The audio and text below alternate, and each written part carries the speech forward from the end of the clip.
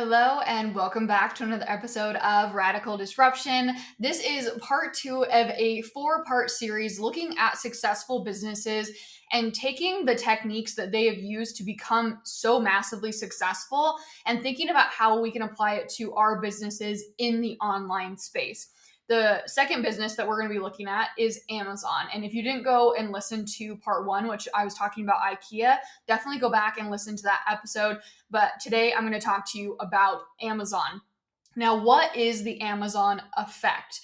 It is the fact that the quicker people get results, the more likely they are to want to come back, aka be repeat customers and stay in your world for not just a day, but for months and for years to come.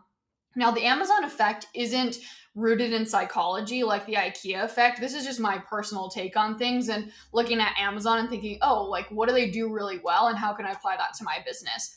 Now, something I want to make sure is so clear here. When I say that the Amazon effect is the quicker people get results, the more likely they are to want to come back, I'm not talking about overnight success. That is not the case whatsoever. I would never in my life tell you to go out and promise people overnight success or to preach overnight success or to market in the way where people are taking it as you're marketing overnight success stories, because that is not sustainable for you, and that's not great for your clients either, because that creates unrealistic expectations for them when they join into your offer.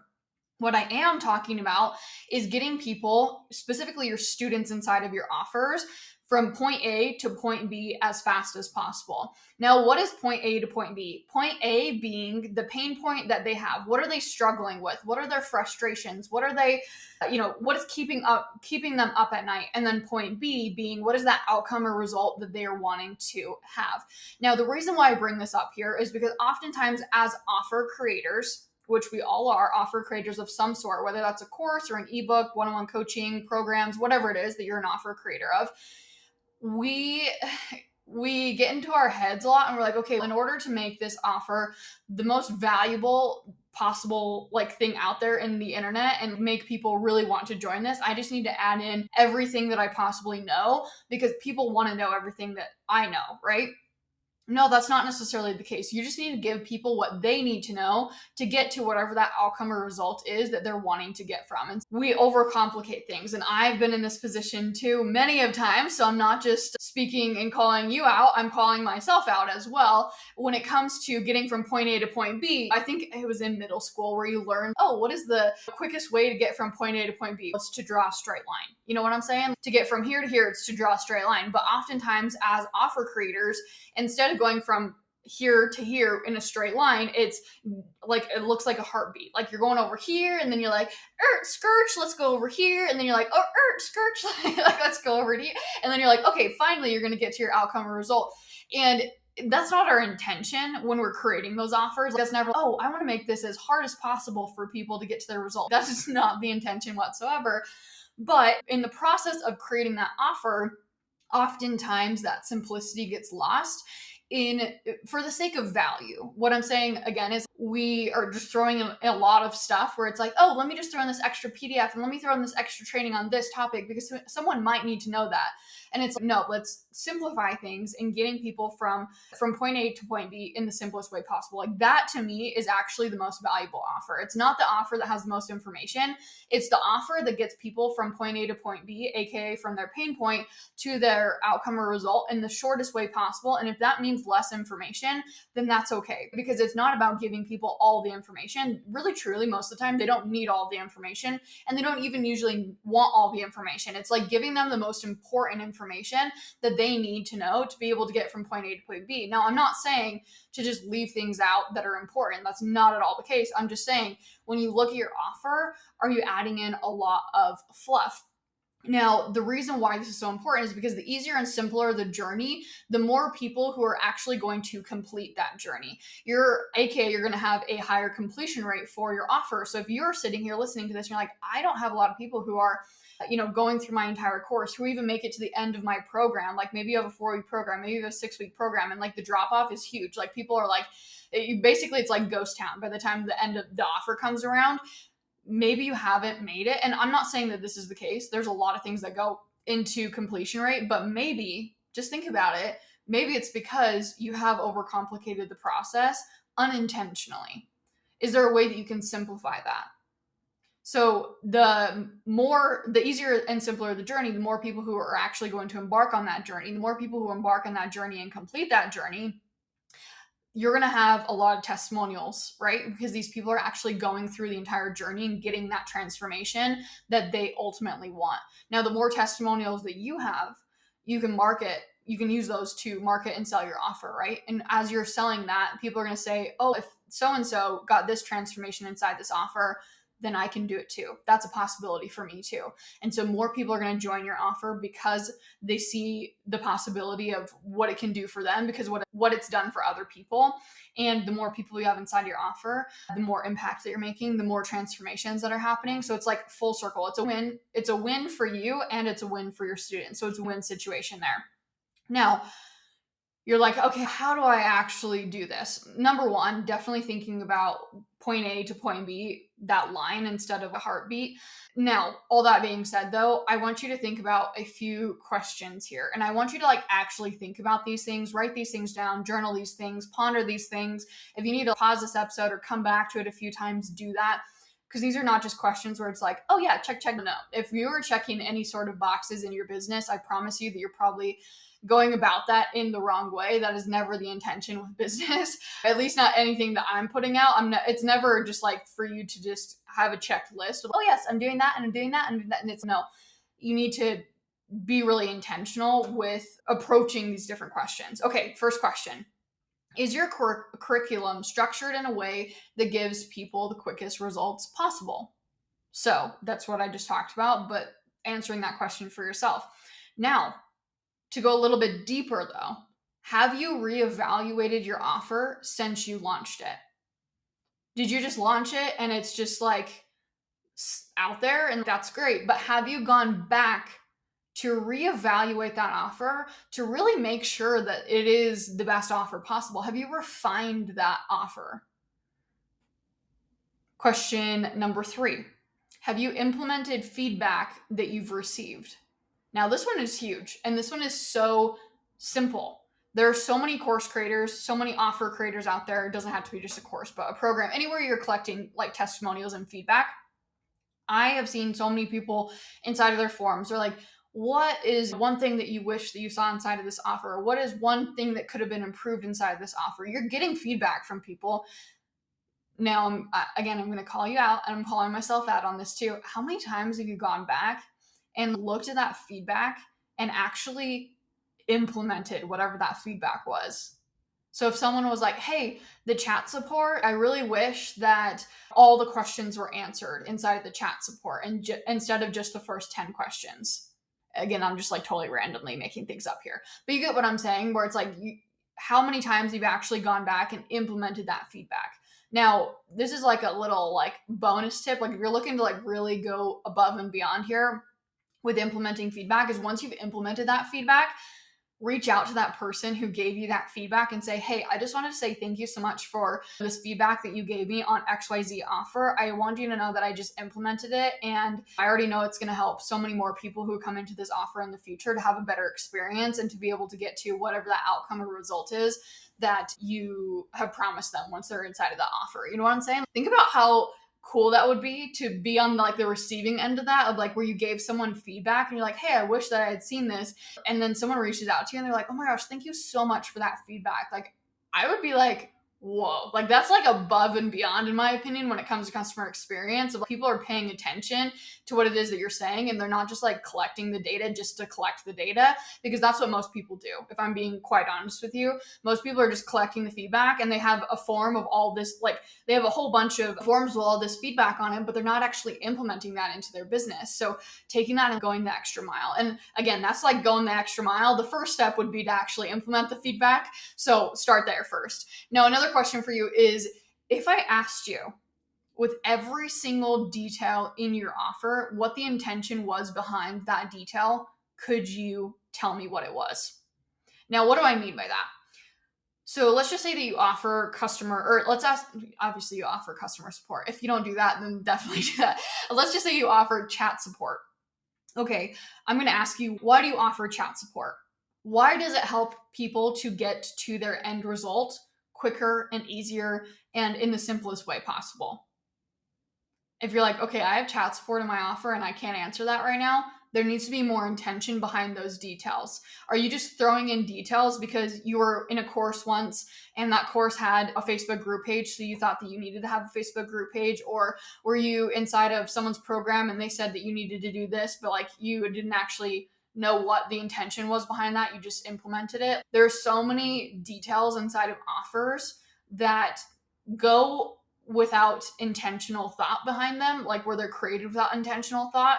And there needs to be intention behind everything, because again, it's, are you creating from the perspective of getting someone from the point of A to B in the simplest way possible? Or are you just creating to just try and add as much value as possible, but in the process actually losing value, because the true value comes from simplifying things and getting people to their results, the outcome or result that they want in the simplest way possible. So just thinking about that, like going through every single one of your offer and like looking at every single logistic and saying, what is the intention behind this? What is the intention behind this being a 10 module course? What is the intention behind the welcome email? What is the intention behind the startup section in this course? What is the intention behind the Q&A support? What is the intent? Like every single detail, going through and thinking about what is the intention behind it, and thinking about it from the perspective of, does this help to get someone from point A to point B in the simplest way possible?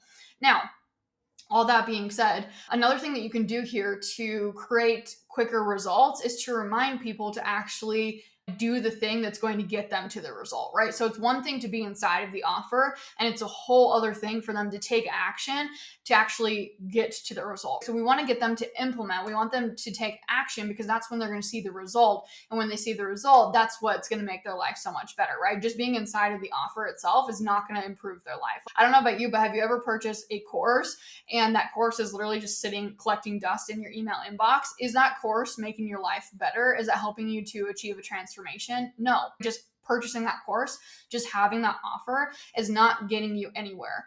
It's when you go in and you actually implement whatever's inside of that offer and you take steps daily, that's what's actually going to get you to the end result. So what is a way that you can, I guess, in a way, create or increase completion rate is basically what I'm saying, is having check-ins and follow-ups. Now, every offer is going to look different. If you have a high-level program where it's like limited amount of people inside, like maybe you have 6-8 people inside, maybe it's one-on-one coaching, you just have one person inside, check-ins are going to be pretty easy, where you can like just check in with those people individually and just make sure that they are actually taking action and that there's not any roadblocks that have come up that's preventing them from taking action. But when it comes to offers where it's a course where you might have 20, 50, 100, 200, 300, 500 people inside of that offer, it's okay, obviously I can't go and follow up with people one-on-one, but you can, however, create automated emails that follow up with people. And while it's obviously not like super customized to that person's journey, it's still the reminder of, hey,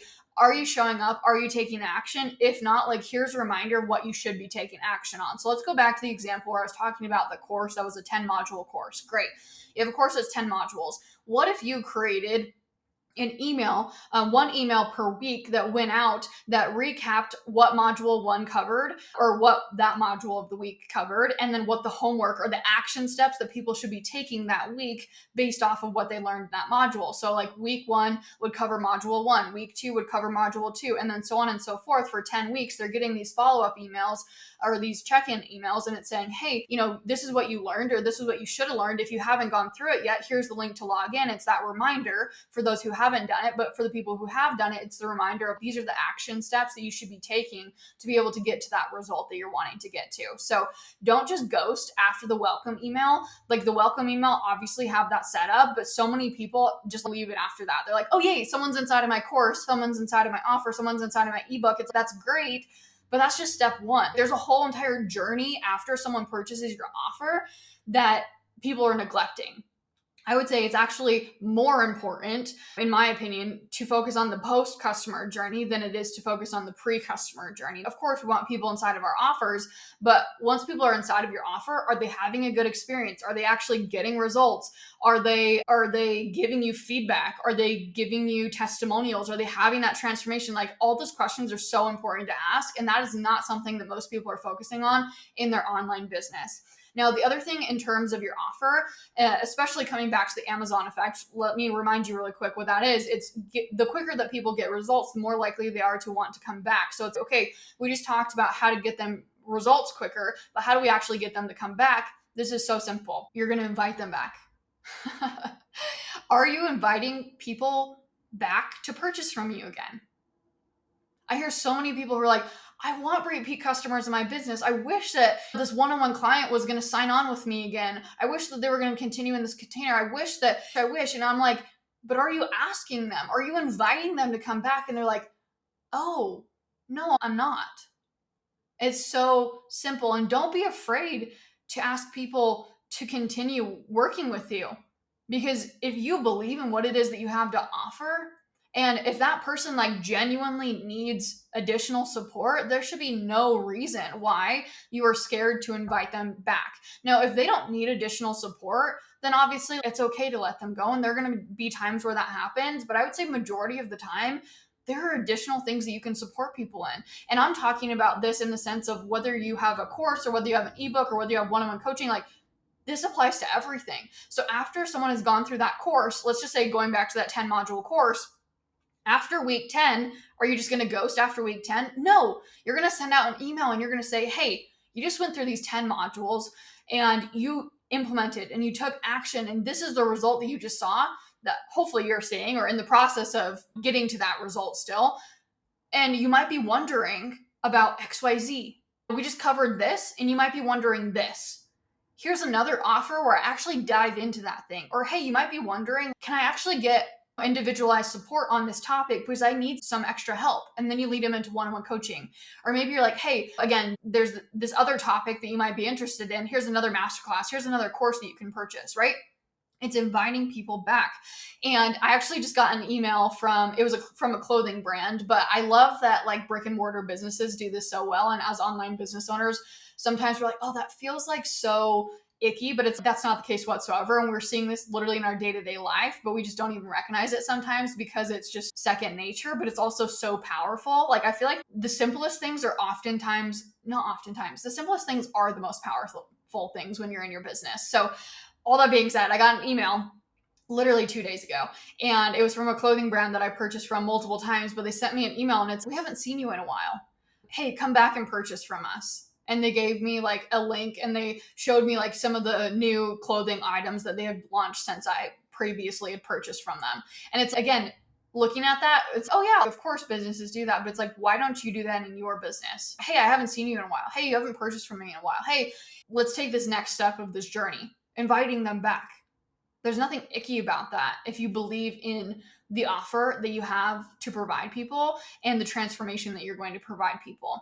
Now, repeat customers are so important for the health and success of your business, and that should be something that you prioritize. Again, this is why I'm saying it's not just important to focus on what happens pre-purchase, like getting someone to actually become a customer, but what happens after they do become a customer? What happens when they're inside of your offer? What does that entire journey look like? And that is something that you should prioritize, is focusing on like the post-purchase journey. And I want to ask you this question here. If you couldn't rely on new customers in your business for the rest of this year, would your business thrive or die? Let me repeat that. If you couldn't rely on new customers in your business for the rest of this year, would your business thrive or die?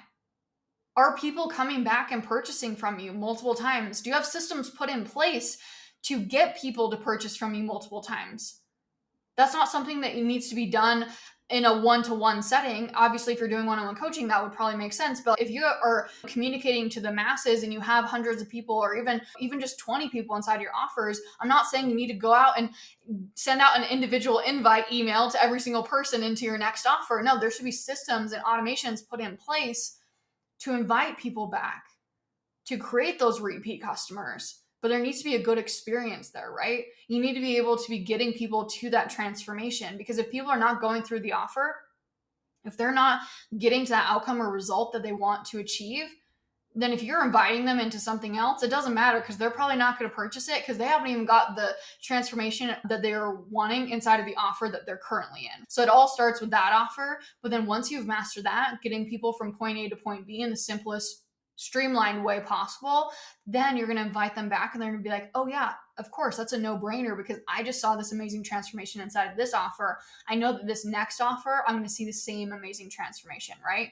So that's what I leave you with in this episode is, if you couldn't rely on new customers in your business for the rest of this year, would your business thrive or die? And what do you need to do in your business to make sure that your business would thrive if you couldn't rely on new customers? All right, now stay tuned for part 3. That's the next episode where I dive into what you can learn from Apple.